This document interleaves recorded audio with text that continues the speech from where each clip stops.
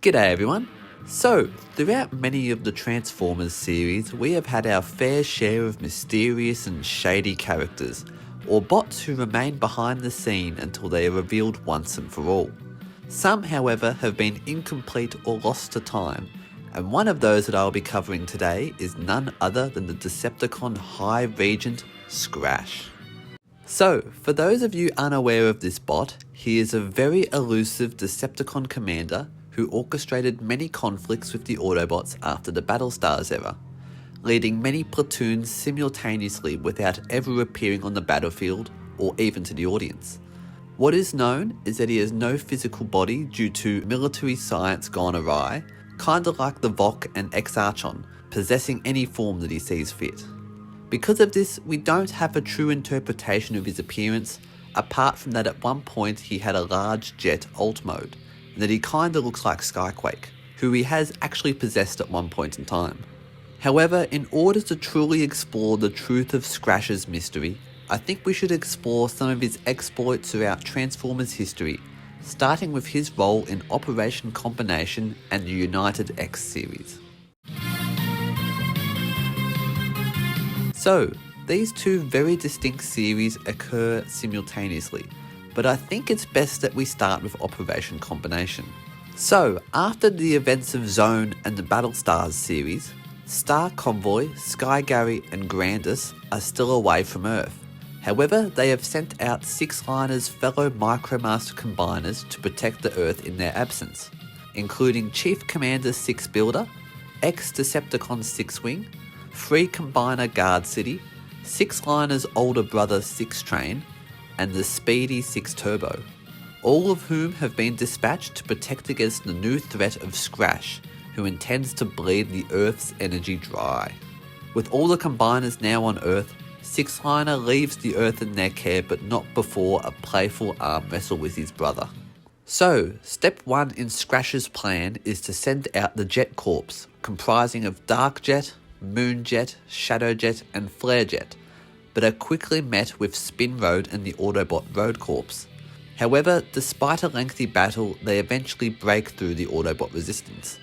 Meanwhile, the Combiner team are occupied with the Bruticus doppelganger Battle Gaia, who manages to defeat everyone until only Guard City remains, having a one-on-one with the Free Combiner and eventually defeating the Decepticon. Once the Jet Corps finally make their way to Earth, the only bot still standing is Six Train, who despite being unable to fly, hatches a plan that has him ride across rail tracks until he generates enough speed to propel him into orbit, bashing into the Jet Corps with his train bomber. A little while later, Battle Gaia and Six Turbo battle it out, but Six Turbo is quickly overwhelmed, but thanks to a quick blindside by Six Train, the duo are able to quickly turn the tide and defeat Battle Gaia once more. In their final battle, the Autobots head into orbit against Scrash's forces, with each Combiner facing a jet, leaving Six Train to battle against Battle Gaia. After an intense battle, the Autobots resort to their most powerful move yet, the Autobot Scrum Formation, which combines their energy into a single burst as they form the Autobot insignia, blasting Battle Gaia to pieces and sending the Jet Corps running. At some point later, Scrash would personally come to attack Earth alongside a new group of jets, called Flashwing, Deathplay, Darkfly and Sharpedge, but are defeated by Six Builder, with Scrash being noted to have a giant jet mode of his own thanks to a telephone audio adventure which would have fans call a number to hear portions of the stories. Unfortunately, these bots have never been seen, nor were they ever mentioned again, but it is rumoured that they may have been intended to be remodels of the aerial bots, so we can kinda guess what they may have looked like. Despite this, it turns out that everything that occurred in the Operation Combination arc was one giant diversion from Scrash's main objective shown in United X, which was happening simultaneously with this story.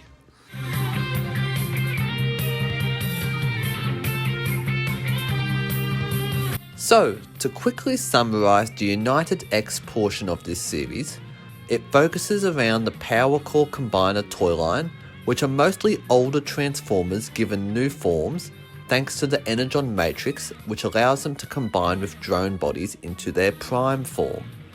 The first of these being the former Micromasters from the Air Patrol, with Treadbolt now becoming Jetmaster, Blazemaster now Choppermaster, and Sky High becoming Airmaster, as well as some others that we'll cover soon. All thanks to the work of Professor Chase. You may have noticed that I've missed a crucial member of the Air Patrol, but don't worry, as we'll get back to him soon enough.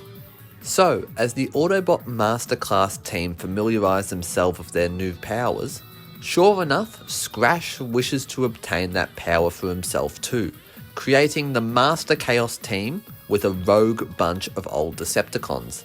And who do we meet first other than Roller Master, or the bot formerly known as Straxus, who battles against Chopper Master for control of his drone team, until Combat Master, the newly upgraded Onslaught, lends a hand swooping up both the drones and Roller Master. Quick aside here, but I just find it very interesting that Roller Master is also given to the name of Straxus's failed clones in the Generation Select comics, and it would not surprise me if Roller Master is that one drone that killed its former master, but I think the timeline is a bit too skewed for that to be reality. Anyway, successful in his mission, Combat Master informs his master Scrash, who then orders him to unleash their latest weapon, Battle Gaia, to serve as a distraction for the Autobots as they obtain more drones. Hence, the reason why Battle Gaia is identical to Bruticus, as he is based from Onslaught's original combiner data, linking us all the way back to when Battle Gaia was first unleashed in Operation Combination. Combat Master then proceeds to hunt down Rapido, also known as Race Master now, who manages to escape with his drones thanks to his super speed. In the meantime, Jetmaster and Major Clouder, who is the grown-up Clouder from Master Force, recruit Grim Master, who some of you may remember from my Generation Select video, being none other than the Decepticon Kakuryu from Victory. However, as the pair regroup, they are caught off guard by Roadmaster, who we learn is the Junkion mercenary Detritus, making a very difficult battle for Grim Master as he is able to repair himself from the junk around him. However, Grim Master does eventually overpower the Junkion. In the meantime, Air Master rescues Chopper Master from his encounter with Combat Master and Roller Master, but fails to notice the tracking beacon on his friend, leading Dozer Master, or should I now say Roadblock, into their base. He demands for Air Master to hand over their drones, or else he will detonate the beacon that he planted on his friend. Not wanting to lose more friends, Air Master hands over the construction drones to Dozer Master. Back to Grim Master now, we find that his victory is short-lived, as Tank Master, who we know as Grindcore, appears and knocks the combiner down, ready to snuff out the traitor. Thankfully, Marine Master, or as we know him as Manta Ray, comes to his rescue, bringing Tank Master down. He is then able to coerce Tank Master in providing details on the Decepticons' plan. After some convincing, he does tell them the location of Scrash's base, as Tank Master is loyal to Megatron alone and not this High Reagant wannabe. With the Autobots all regrouped at their base, they meet with Major Clouder and his new Assault Master mech, which he intends to use to help the Autobots in this final battle. As they all approach the base, Race Master is confronted with Combat Master once again, joined by Jetmaster and Chopper Master, who intends to settle the score since their last encounter in the mountains. With the Decepticon distracted, Clouder explores the area of their base, leading to a cavern with a mysterious sigil which we learn is a Predacon symbol, and may be the same cave that Tarantulas worked in during his time and eventual death by the Vok in the Beast Wars. Not really sure what connection this has, but is a very interesting detail to say the least. You're insane. So they say. Before Clouder can enter the cave though, the new Decepticon Build Master bursts through the earth with the drone stolen by Dozer Master, warning Clouder that he will proceed no further. Now, if I were to ask you for the identity of Build Master, you would likely say a Constructicon like Scrapper. Well, you're kinda close. He is actually the Constructicon brother of Bone Crusher called Gravedigger, who is seeking to revive his brother after the events of Zone.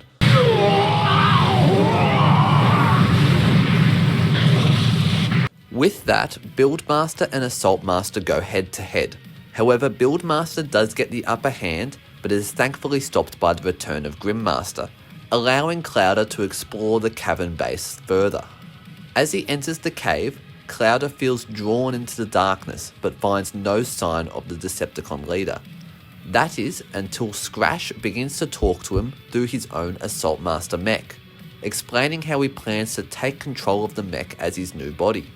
However, his plan backfires, as although he now has control of Assault Master, Clouder's last attempt at stopping Scrash is to overload the immobilizer unit installed by Wheeljack into the mech, which immobilizes Assault Master, with Scrash's essence trapped inside the now lifeless body. Despite this loss, Scrash was not truly defeated, as even though he is now trapped, he still had certain countermeasures in place. But before we discover Scrash's intentions, we need to first talk about the Decepticon Magnificus.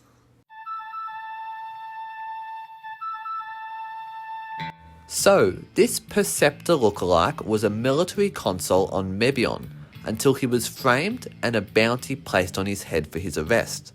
Along his travels to clear his name, he saves a young prince Gamede from a subatomic world called Zeptos, and uses his size manipulation powers to make him larger for their future adventures together, although he still is very, very tiny. So, hiding out in the good old Iron Town, they are eventually discovered by Oilmaster as he hangs on for dear life as they ride out of the town. Now safely away from the civilians, Magnificus can now battle the Berserk Gorilla by pulling out a tiny Mebian warhead and launching it before regrowing it back to its full size right on top of Oilmaster. Unfortunately, this only pisses Oilmaster off, because his shell is now damaged, leaping out of it to stab Magnificus. Thankfully, he is saved by a mysterious warrior who goes by the name Hawk. Gamede asks why he saved them, and Hawk reveals to them that his boss would like for them to join his team, as he is very interested in Magnificus's psychometry powers that allow him to learn about events being tied to specific inanimate objects, kind of like Matthew Lillard in 13 Ghosts. Being betrayed before, the pair are skeptical of the offer, so Hawk decides to leave them Energon and a repair kit as incentive to think the deal over. Gamede suggests for Magnificus to use his ability on the repair kit to see if Hawk is telling the truth. However, his vision shows him images of Scrash informing Hawk that he must seek out Magnificus no matter the cost, as well as a Scrash-possessed Skyquake. So this was a very cool story of Magnificus, and starts to set the stage for how he is meant to play a role in Scrash's great scheme. However, before we delve more into that, we first need to talk about Hawk.